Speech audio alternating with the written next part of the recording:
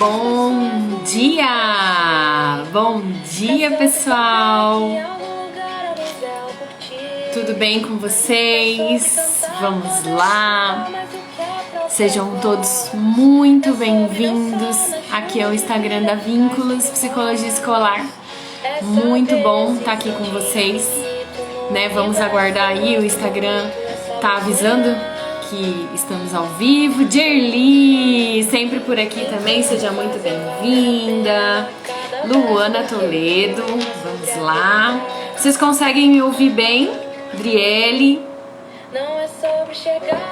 A Luana já respondeu, acredito que estão me ouvindo, né? Queridas, muito bom, gente. Eu adoro esses momentos. Não sei se dá pra ver na minha expressão, porque eu sou muito expressiva, eu acho. Acho, né?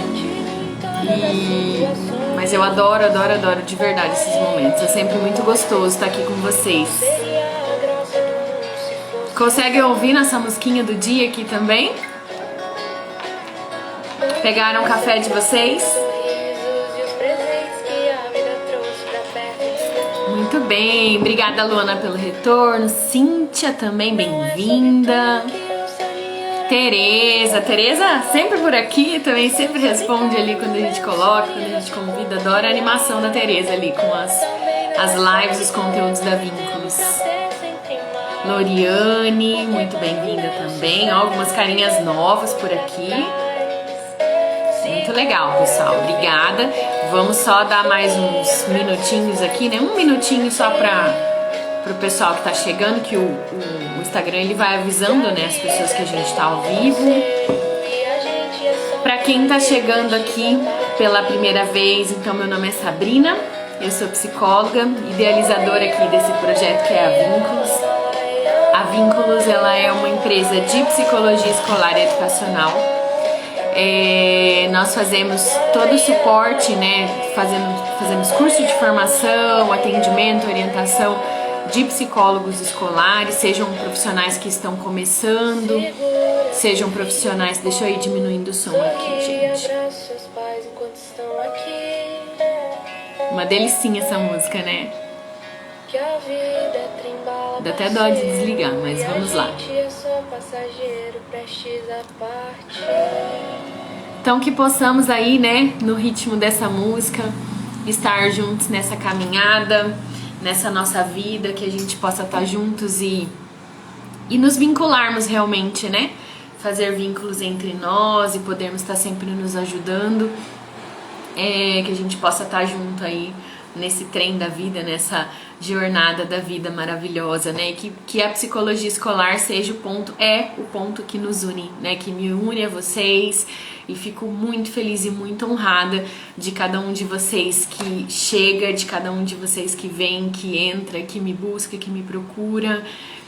É uma honra ter vocês aqui comigo, saber que vocês estão dedicando aí alguns minutos do dia de vocês, da semana de vocês. Eu sei que assistir live é muito chato, né? Que ninguém aguenta mais live, que ninguém aguenta mais transmissões ao vivo, que ninguém aguenta mais reuniões online. Então, assim, saber que vocês estão aqui é uma honra, né? Eu tenho muito orgulho disso. Eu fico extremamente feliz e honrada e grata por cada um de vocês que nos acompanha, seja quem pode estar aqui ao vivo e quem assiste também no gravado, né? Eu sei que bastante gente deixa para assistir depois por conta de fuso horário, por conta, né, de demanda de trabalho e tudo mais, mas, né, sintam-se abraçados, acolhidos aí. É sempre uma honra, um carinho muito grande ter vocês aqui comigo. Então, para quem não me conhece, eu sou a Sabrina, sou psicóloga, atuo na área escolar desde que eu me formei ali, né, em 2005. Já atuei em todos os setores, assim, público, privado, educação infantil, fundamental, médio, superior e educação especial. Amo, sou perdidamente apaixonada pela psicologia escolar. Quem tá aqui há mais tempo sabe disso, né? Quem trabalha comigo, já trabalhou comigo por algum motivo, sabe disso. Eu adoro o que eu faço, e a Vínculos, ela nasceu desse desejo do meu coração, né? Desde 2012, 13, onde eu tive uma experiência muito maior e muito mais rica ali com psicologia escolar, numa escola de rede, né? Várias escolas, na verdade, de uma rede muito grande de escolas. eu sempre tive vontade de dividir isso com o mundo, né? Dividir isso com as pessoas, do como fazer a psicologia escolar. Mas é o que eu sempre falo aqui, né? Uma psicologia escolar de excelência, uma psicologia escolar prática, uma psicologia escolar que não seja só de conceitos, né? Que sente realmente do lado, que abrace, que pegue na mão, em especial aí dos professores, e que seja de fato efetiva na vida dos professores em primeiro lugar, mas também na vida dos gestores, na vida dos nossos alunos, na vida das nossas famílias. Eu acredito que a gente pode mudar o mundo e eu acredito que isso só é possível através da educação. E a psicologia escolar, para mim, é esse colorido, é esse toque especial, é esse pozinho mágico que a gente coloca na educação, né, e na vida das pessoas, para que a gente possa de fato promover essa transformação no mundo, né? Para fazer do mundo um lugar melhor, um lugar onde as pessoas sejam mais felizes, mais realizadas, mais plenas. Então é nisso que eu acredito, é para isso que eu acordo e saio de casa todos os dias de manhã. E a Vínculos nasceu com esse foco, né? Com esse desejo realmente de ajudar profissionais da área de psicologia escolar, tanto na formação quanto no dia a dia prático. A gente tem aqui o canal, a página no Insta, que é a página que eu mais movimento, mas tem também um canal no YouTube, que já tem vários vídeos que estão gravados, e tem também um grupo de WhatsApp. Então, se alguém tem interesse, eu tenho um grupo de WhatsApp que eu criei o ano passado, assim, né, por uma questão aí que não vem ao caso, mas um grupo de WhatsApp que eu acabei criando e trazendo pessoas lá, que lá todo mundo expõe suas dúvidas, um ajuda o outro, é muito bacana, é a nossa comunidade mesmo, né, a nossa comunidade aí, que a gente divide as nossas experiências, angústias e dúvidas, e que a gente sempre tá um dando suporte pro outro, nesse movimento aí por uma psicologia escolar de excelência, né. Então vamos lá, pessoal. Então, o nosso tema de hoje... mais uma informação para quem tá chegando também agora. Essa série de lives, ela era uma série de vídeos, né? A gente tinha a série Excelência em Psicologia Escolar, em que eu gravava vídeos aí. Eu falo que eu vou fazer toda semana, mas quem me acompanha sabe que às vezes não dá tempo. Ai, claro, um beijo, meu amor. Tô aqui tomando café, lembrando de você. Vou ver se eu consigo dar uma passadinha lá na clínica hoje. Então, essa série Excelência em Psicologia Escolar, eu achei melhor transformar numa série de lives para poder ter essa interação com vocês, né? Ter vocês ao vivo, e a gente acaba fazendo vídeos maiores também, né? Se a gente faz ali a série de vídeos, eles eram mais curtinhos, de 5, no máximo 8, 10 minutos pra gente poder publicar, mas eu achei por bem que a série de lives fica mais legal e vocês podem conhecer um pouquinho mais, né, de mim, do meu trabalho, quando a gente tá falando ao vivo, né, e trazendo dúvidas ao vivo. É aquela história, né, de quem sabe faz ao vivo, então vamos fazer live ao vivo pra gente poder trocar essa experiência, pra poder ajudar muito mais vocês, né. Então o nosso tema de hoje é atendimento educacional especializado, é a nossa terceira live do ano. A ideia é que a gente faça essas lives toda semana, toda quinta-feira de manhã. Na semana passada eu não consegui fazer porque a gente estava em semana pedagógica, né? Então na semana passada, na verdade, na quinta de manhã, eu até publiquei aqui, né? Eu estava em capacitação com uma escola aqui da região que me convidou para ir lá, falando também sobre inclusão. Mas em tese, né, vamos tentar aí fazer as lives toda semana para ajudar vocês. Então vamos lá, né? Sem mais delongas aí, dadas as devidas introduções e apresentações, então o nosso tema é atendimento educacional especializado. O que é atendimento educacional especializado? Quando a gente fala de AEE, né? Então, o atendimento educacional especializado, ele está previsto em lei, né? Como a gente já sabe também, eu acredito que todo mundo que está aqui já é psicólogo, alguns já estão na área escolar, então ele é previsto em lei, e ele foi previsto, assim, foi mais, digamos que, cobrado, reforçado, organizado a partir da Política Nacional de Educação Especial na perspectiva da educação inclusiva, esse nome enorme aí, né? Então é o que organiza os atendimentos educacional especializado. E o que é então? É aquele atendimento que você faz direcionado para os alunos que são público-alvo da educação especial. Então ele funciona para que a gente identifique, elabore e organize recursos pedagógicos e de acessibilidade que auxiliem a participação dos alunos de inclusão, do público-alvo da inclusão, tendo em vista, assim, as necessidades específicas de cada um. Então, quando a gente fala de atendimento educacional especializado, vamos pegar aí, eu gosto muito de destrinchar os termos e especialmente quando a gente fala de legislação também. Então, quando a gente fala de atendimento, você já pressupõe que é um olhar diferenciado, você já pressupõe um caráter ali individualizado e personalizado para esses alunos.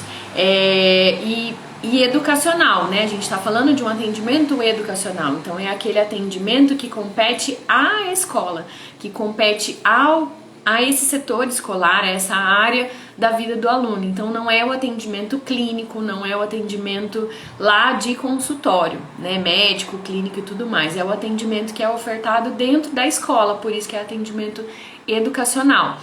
E é especializado porque ele é voltado para esse público de educação especial, porque ele tem um caráter também de conhecer um pouco mais a fundo o quadro desses alunos, a dificuldade desses alunos, o que cada dificuldade, cada transtorno, cada deficiência implica, né? Então por isso que ele é especializado, porque não é o atendimento entre aspas ali comum, não é um atendimento que eu oferto para a maioria, não é o atendimento que eu dou para todos os alunos do grupo, da turma, é o atendimento que ele é especializado, porque ele vai exigir de mim, vai exigir do meu professor um conhecimento que está além ali só daquele conhecimento pedagógico, do desenvolvimento infantil, né? Então por isso que a gente chama de atendimento educacional especializado.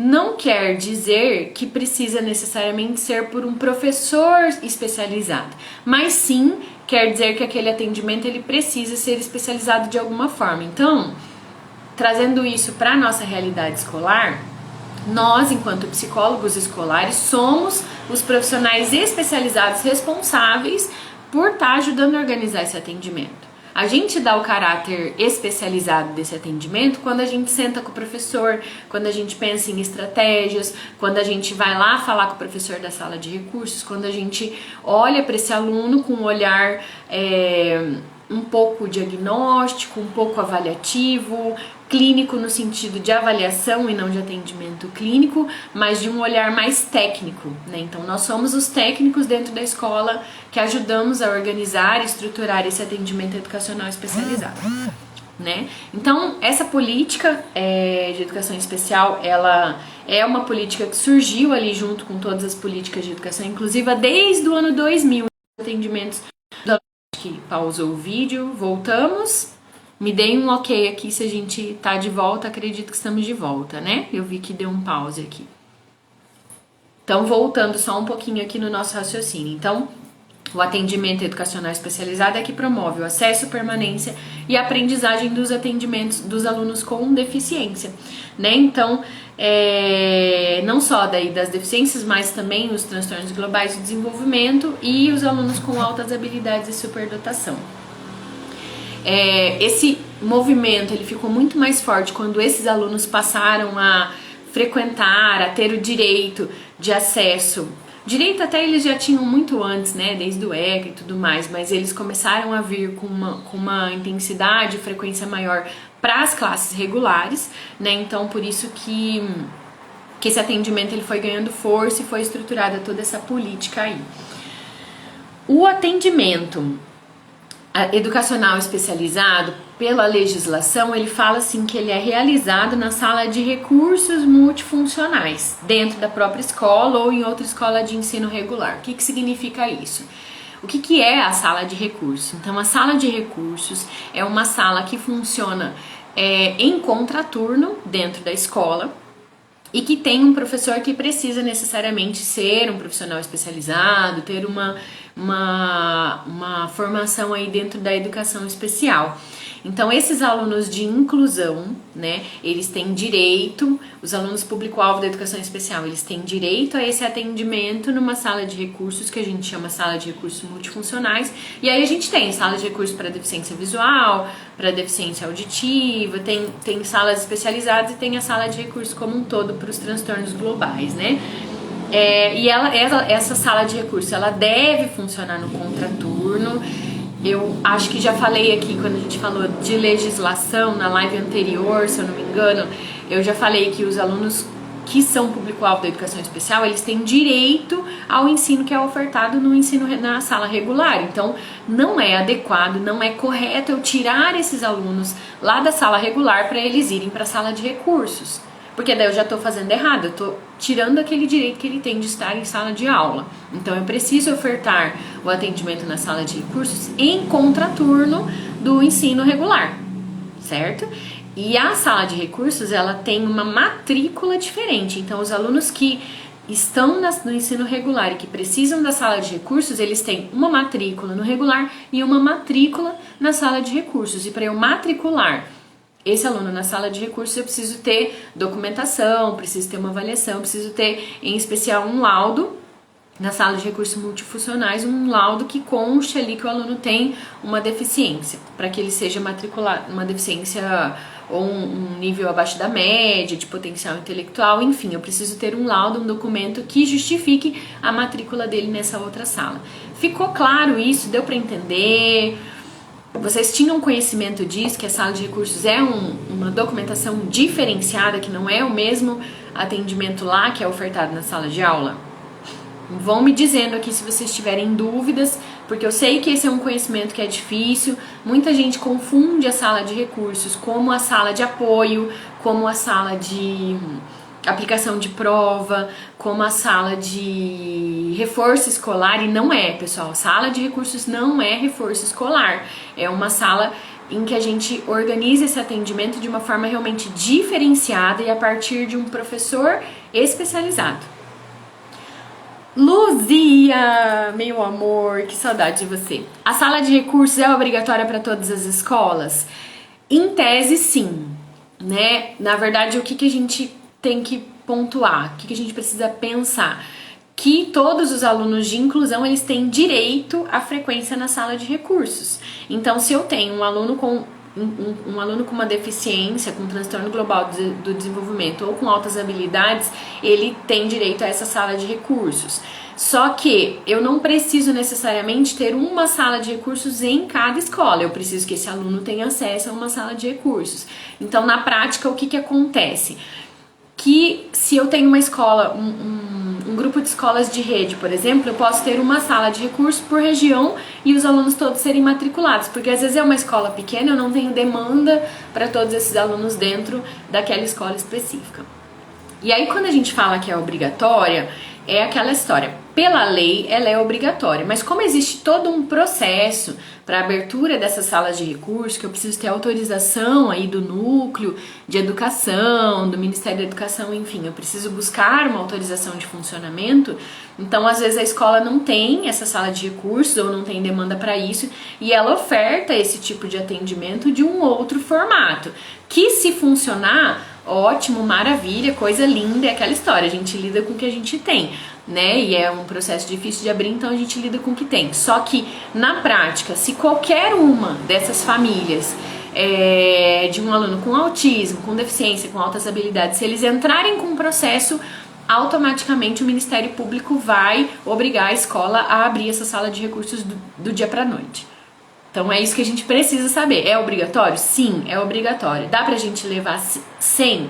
Dá. Se você fizer um atendimento muito bom, e eu até acredito que tem muito atendimento em sala de aula que é muito melhor do que o atendimento que é ofertado em sala de recursos. Eu acredito que não é todo aluno com deficiência que precisa da sala de recursos. Então eu gosto muito desse bom senso, gosto muito dessa questão da autonomia. Quem me acompanha há mais tempo sabe disso. Quem já trabalhou comigo, a Lu, também sabe disso, né? Que a gente trabalha pela autonomia. Porém, se qualquer uma dessas famílias entrar com processo no Ministério Público, vai vir uma determinação falando a escola tem que abrir uma sala de recursos. É isso que a gente tem que estar no radar e é isso que e aí que é o nosso papel dentro da escola, né? Nós, enquanto psicólogos escolares, tendo esse conhecimento da lei, a gente precisa estar alertando a nossa equipe gestora. Olha, não tem sala de recursos? Ok, eu sei que é difícil, é toda uma demanda de material, de contratação de professor especializado, de formação desses professores. É difícil, porém, fique no radar, porque se precisar, se uma família entrar com um processo, é do dia para noite que a gente precisa ofertar. Na sala de recursos, o atendimento ele é feito com um número menor de alunos, se eu não me engano, são de 10 a 20 alunos que eu posso atender numa sala de recursos e de forma alternada. Então, por exemplo, eu posso ter 20 alunos matriculados e atender 10 alunos da 1h30 às 3 e 10 alunos das 3 às 5, das 3 às 4h30 ou das 3h30 às 5 horas, né? 1h30, 1h30, 2 vezes por semana. Então, eu preciso até confirmar essa informação, porque eu acho que para cada professor eu só posso ter ali no máximo 10 alunos, né? Mas aí depende também pode ser que tenha diferenças aí de legislação para cada estado, mas até onde eu sei no Paraná a legislação era assim. Então a gente tem que ter um número reduzido de alunos, tem que ter um professor especializado. É ideal que ela funcione ali 2 vezes por semana, esse atendimento, e é ideal que seja um horário reduzido. Então não é saudável, não é favorável eu pegar essas crianças e ficar uma tarde inteira com elas, uma manhã inteira com elas, né? Então preciso que seja um tempo intensificado de atendimento individual, mas que ela tenha ali tempo para descansar, para absorver essa aprendizagem, que seja com recursos lúdicos, que seja diferente daquilo que é ofertado na sala regular. Não adianta eu trazer esse aluno para a sala de recursos e ficar fazendo reforço escolar ou ficar fazendo tarefa com esse aluno. Isso não vai ajudar em nada, né? Eu até acho que o ideal é que o aluno tenha o reforço escolar e a sala de recursos, porque na sala de recursos, o meu professor especializado, ele vai trabalhar as dificuldades daquele aluno. Então, por exemplo, um aluno com deficiência intelectual que tem ali um comprometimento da atenção. Então, eu vou trabalhar jogos, estratégias para desenvolver a atenção desse aluno. Então, é como se fosse, e gravem bem isso, não é igual, mas é como se fosse um atendimento psicopedagógico em grupo dentro da escola, para eu trabalhar as dificuldades daquele aluno voltada ali especificamente para o conteúdo escolar, para as dificuldades que ele está tendo. É muito importante que o meu professor da sala de recursos esteja em contato constante com o meu professor do regular para poder passar. Esse aluno está evoluindo, não está evoluindo, está rendendo, está melhorando, está dando certo essa estratégia ou não, porque é o professor lá da classe regular que vai ver o desenvolvimento da aprendizagem em sala de aula. Então não é o professor da sala de recursos, né? É os dois em conjunto que vão avaliar se esse atendimento está sendo efetivo ou não. E é importante que isso tudo seja documentado. Então é o professor da sala de recursos que desenvolve, que elabora o plano de atendimento individualizado, né? Ele vai elaborar esse plano de atendimento, vai pensar ali quais as estratégias, vai estudar o laudo diagnóstico, vai elaborar ali o que ele precisa trabalhar e também passar orientações para o professor da sala regular. E é aí que a gente entra.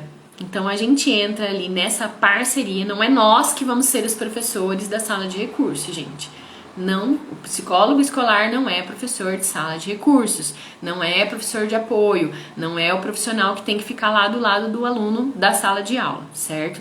O que nós fazemos é um apoio, um suporte, um estudo de caso junto com esse professor da sala de recursos para ajudar na elaboração de estratégias diferenciadas para esse aluno lá para a sala regular. Para a sala de recursos também, mas na sala de recursos é muito mais o professor do AEE que vai fazer isso. A gente ajuda nessa transmissão, nesse intercâmbio, nessa troca com o professor da sala regular, com a família desse aluno e com os profissionais externos, né? Então, a gente atende esse povo todo aí e ajuda o professor da sala de recursos a elaborar estratégias e ajuda a avaliar se esse aluno está evoluindo ou não. Ficou claro essa parte? Me deixem um feedback aí se tá dando para entender, se tá claro para vocês, se tem alguma dúvida. E vamos seguindo então, né? Eu sei que às vezes até a gente colocar as dúvidas demora um pouco, mas vão colocando, eu tô conseguindo acompanhar aqui. E aí, pessoal, né, muita gente entende o atendimento educacional especializado só como esse atendimento que é ofertado na sala de recursos. Só que a gente precisa ter uma compreensão mais ampla disso, até porque, como a Luzia colocou ali, é obrigatório? E não é, né? Seria obrigatório, mas a gente consegue fazer um atendimento também muito bem, às vezes sem a sala de recursos. Mas independente de eu ter ou não ter a sala de recursos, se eu tenho alunos de inclusão na minha escola, eu preciso ofertar o atendimento educacional especializado, que não é só o atendimento em sala de recursos. Então, eu entendo, eu, Sabrina, Vínculos, eu, psicóloga escolar, entendo que atendimento educacional especializado é todo atendimento que a gente faz para esses alunos de inclusão. Então, qualquer estratégia que eu elaboro, que eu faço para ele em sala de aula, no dia a dia, o próprio atendimento que a gente faz do profissional externo, estudo de caso com o professor regente, uma flexibilização que eu elaboro, que eu trabalho com o meu professor regente, tudo isso são estratégias, fazem parte do atendimento educacional especializado e não só o atendimento em sala de recursos, né? Então, Sabrina, então na minha escola não tem sala de recursos, então eu não preciso ofertar? Precisa sim. Precisa sim, até porque é isso que vai respaldar diante de um processo, diante de um problema, diante de uma família que venha questionar. Então a gente precisa estar atento e oferecer estratégias diferenciadas para acesso, permanência e aprendizagem dos estudantes com deficiência, com transtornos globais de desenvolvimento e com altas habilidades e superdotação. E eu acrescento aqui agora, a partir de 2021, essa lei do atendimento dos alunos com TDAH e dislexia e outros transtornos de aprendizagem também passaram a fazer parte, esse público também passou a fazer parte do público-alvo da educação especial, a partir da lei de 2021, certo?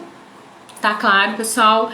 Eu sei que é muito técnico tudo que eu tô falando, né? E se vocês tiverem dúvida, podem perguntar.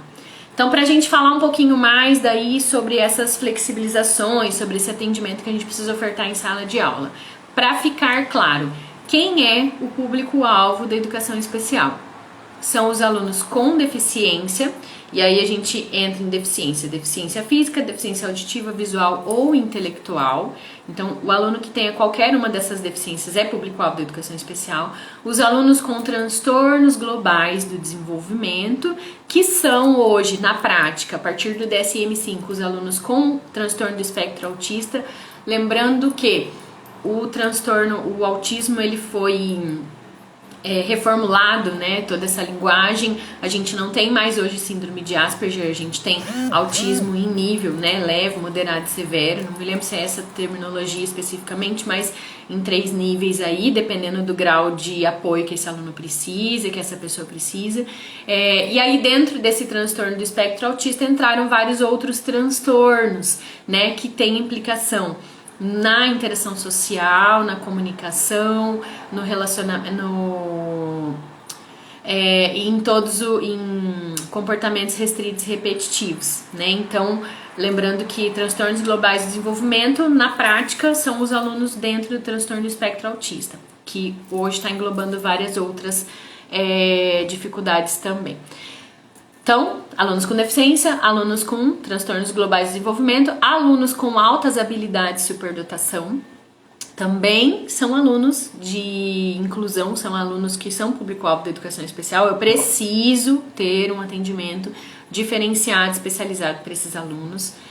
E alunos com diagnóstico de transtornos funcionais específicos. Aqui no Paraná, a gente já tinha os transtornos funcionais como público-alvo da educação especial, mas agora, né, em nível nacional, a gente tem também, a partir dessa lei de 2021, esses alunos eles passaram também a fazer parte desse público-alvo em nível nacional, certo?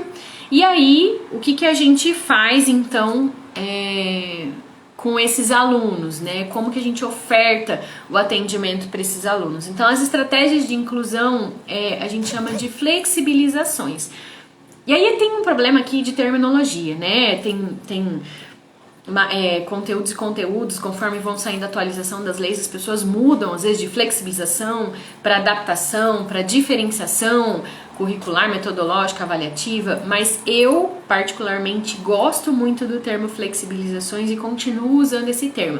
Primeiro porque na prática a terminologia não quer dizer nada, né? Não diferencia aí que eu preciso dar um atendimento diferenciado para esse aluno, mas eu gosto do termo flexibilizações porque flexibilização vem de flexível e ela já indica o quê? Primeiro, que o que eu vou fazer para esse aluno vai ter que ser diferente daquilo que eu estou fazendo para a turma toda, né? Precisa ser diferente, porque significa que para turma, o que eu estou fazendo para a turma toda não está alcançando esse aluno. Então eu tenho que flexibilizar o meu jeito de ensinar, e daí é assim que eu falo com os professores, né? E flexibilização também indica que não é algo rígido, que não é algo fechado. Que significa na prática que o que eu faço para um aluno com TDAH não necessariamente vai funcionar para outro aluno com TDAH. Então, mesmo que eu tenha várias crianças com o mesmo diagnóstico, eu preciso que as minhas estratégias sejam flexíveis, eu preciso que eu tenha aí uma gama, um leque de possibilidades de estratégias diferentes, porque não vai funcionar para todos, todas as estratégias, né? Então as flexibilizações são uma forma de atender o aluno dentro da sua necessidade e dentro desse processo também de revisão constante dos procedimentos que eu adoto, né? Então eu preciso sempre estar revendo e reformulando ali as minhas estratégias a partir da minha avaliação do que está dando certo ou não. Então o nosso atendimento, a nossa flexibilização, os alunos de inclusão, eles precisam ter um atendimento que ele é individualizado, no sentido de que eu vou ter um olhar para esse aluno que vai além do olhar para a turma toda, e ele é personalizado, no sentido de que não é porque eu tenho 3 alunos com autismo que é a mesma estratégia que eu vou usar para os 3 alunos, né? Então é personalizado porque cada pessoa tem um desenvolvimento diferente, uma necessidade diferente. E aí então, né, os tipos de flexibilizações. Então a gente tem as flexibilizações metodológicas, avaliativas e curriculares. Então o que são flexibilizações metodológicas? É tudo aquilo que o professor faz na rotina da sala de aula para garantir que o aluno entenda o conteúdo, para garantir que o aluno tenha acesso a esse conteúdo, para garantir que ele se faça compreendido, né? Que ele seja ouvido e que ele seja atendido na sua necessidade. Então, assim, trazendo para a prática um exemplo, né? Se eu tenho um aluno com TDAH na sala, eu preciso colocar ele sentado na primeira carteira, no máximo na segunda ali, mas o mais próximo possível da mesa do professor. Eu preciso tá repetindo os comandos para esse aluno, né? Se você percebe que ele não está entendendo, se o professor percebe que ele não está entendendo, eu preciso repetir o comando para ele. Eu posso combinar com ele um toque no ombro, né? Ou uma estratégia para chamar a atenção quando perceber que ele está disperso. Eu posso dar um tempo maior para ele fazer uma atividade em sala de aula, né? Assim, sentar do lado dele para ajudar numa cópia. Então, tudo que o professor faz ali dentro da sala de aula no dia a dia para garantir que esse aluno acompanhe a turma, tenha acesso, esteja atento, são estratégias metodológicas, né? Eu citei aqui o exemplo só do TDAH, porque fica fácil quando a gente fala, olha, quando você encosta no ombro e fala, olha, vamos lá, querido, aqui que é a professora, ó, presta atenção. Esse encostar no ombro com carinho, com amor e combinado previamente com o aluno já é uma estratégia metodológica que pode constar no meu plano de atendimento individualizado, que vai constar na minha reunião quando eu falar com a família sobre esse caso, certo? E aí o que são então as flexibilizações avaliativas? São as alterações no processo de avaliação. Perdão. Então quando eu passo, por exemplo, que um aluno precisa fazer prova fora da sala, porque ele tem um TDAH e ele precisa de um tempo maior, precisa numa sala diferente para ele ficar menos disperso, porque dentro da sala ele se dispersa muito, ele precisa do uso da calculadora, né? Eu vou permitir que ele tenha o uso da calculadora porque ele tem uma dificuldade ali intelectual ou relacionada com os cálculos. Quando eu faço uma releitura de prova, que significa tirar esse aluno da sala após a prova e ler de novo a prova com ele e ver se ele quer fazer alguma alteração. Quando eu mudo, por exemplo, a apresentação da prova, né? Então, um aluno que está ainda com dificuldade no processo de alfabetização e eu pego e peço para o professor elaborar a prova toda em caixa alta para ele. Eu peço que o professor deixe a letra maior, deixe um espaço maior para ele responder perguntas. Então, qualquer alteração na prova, seja no formato, seja na aplicação, seja na ordem das questões, a gente chama de flexibilizações avaliativas. Então, que não mexem nos critérios, que não mexem nos conteúdos, mas que mexem na estrutura da prova ou na aplicação dessa prova. Então, isso é flexibilização avaliativa, que também precisa estar bem elaborado e dentro das nossas reuniões e nos nossos documentos desse aluno. E por último, as flexibilizações curriculares, que são aquelas alterações de conteúdo que é cobrado do aluno nas atividades avaliativas. Então, um ponto muito importante: quando eu mexo no currículo, eu não tenho que tirar esse aluno de sala de aula, eu preciso continuar que ele tenha ofertando as aulas em tempo integral para ele, eu preciso que ele tenha acesso a tudo aquilo que o professor está dizendo. Mas eu posso reduzir a cobrança desse aluno ou até talvez aumentar, né? Se a gente pensar no enriquecimento curricular dos alunos com altas habilidades, então eu posso até cobrar mais um pouco desse aluno a partir daquilo que foi ofertado para ele. Mas em tese, quando a gente fala de flexibilização curricular, a gente está reduzindo a cobrança. Então, quando eu cobro um exemplo, né? Se eu tenho um aluno com uma deficiência intelectual que ele não dá conta ainda de problemas com cálculo de numerais em milhares, então eu posso cobrar daquele aluno somente dezenas ou centenas. Isso é uma flexibilização curricular, porque eu estou reduzindo aquele currículo do aluno no momento que eu estou cobrando dele, no momento que eu estou elaborando uma avaliação. Às vezes um aluno que está lá na produção de texto, ele seria exigido uma produção de texto com um clímax na história, com característica dos personagens e tudo mais. Mas se o aluno não dá conta, ao invés de eu cobrar uma produção de texto com um número X lá de linhas, eu posso dele cobrar uma produção de parágrafos. Eu posso cobrar que ele tenha coerência na escrita, mas não necessariamente que tenha uma história com começo, meio e fim, percebe? Então aí eu estou reduzindo o currículo. Lembrando que, pessoal, flexibilização curricular é em último caso, último do último do último, e somente com aqueles alunos que têm alguma implicação intelectual. Em geral, na prática, a gente só faz flexibilização curricular com aqueles alunos que realmente têm um comprometimento intelectual ou que o nível de dificuldade deles seja extremo. Então, a gente precisa ter muito cuidado nessa redução aí do currículo, até porque eu acredito também que a gente sempre tem que puxar para cima, né? Sempre tem que estimular o aluno ao máximo para que ele se desenvolva o máximo possível. Então, reduzir currículo tem que ser a última das estratégias que a gente pensa. E o nosso papel enquanto psicólogo escolar é estar junto aí com os professores nesse estudo de caso e nessa definição dessas estratégias metodológicas, avaliativas e curriculares. Tá certo, pessoal? Ficou claro para vocês o que vocês acharam desse conteúdo? Faz sentido? Deu para entender bem? Né? Então, é isso que eu tinha. Passamos até um pouquinho. A nossa ideia é que essas lives sejam em torno aí de 30 minutos, né? Mas é bastante conteúdo, bastante informação. Me escrevam se vocês entenderam, me escrevam se ficou claro, me mandem as dúvidas de vocês pelo direct, pelo particular, pelo WhatsApp, né? Se quem quiser também, tá bastante barulhenta a minha rua aqui hoje. Quem quiser também me mande lá um direct. Obrigada, Clara, obrigada. Então quem quiser me mande um direct lá. Peça ali meu WhatsApp. Se quiser fazer parte também do nosso grupo de WhatsApp, me peçam ali pelo direct, que eu incluo vocês lá no grupo, né, pra gente poder estar discutindo. E qualquer dúvida que vocês tenham, fico super à disposição, né? Então eu falo muito sempre que a Vínculos, ela está aqui com vocês e pra vocês. O meu objetivo é ajudar o maior número de profissionais possíveis. Lembrando que as lives, elas são todas gratuitas. Quando alguém me faz perguntas, vocês sabem que eu respondo.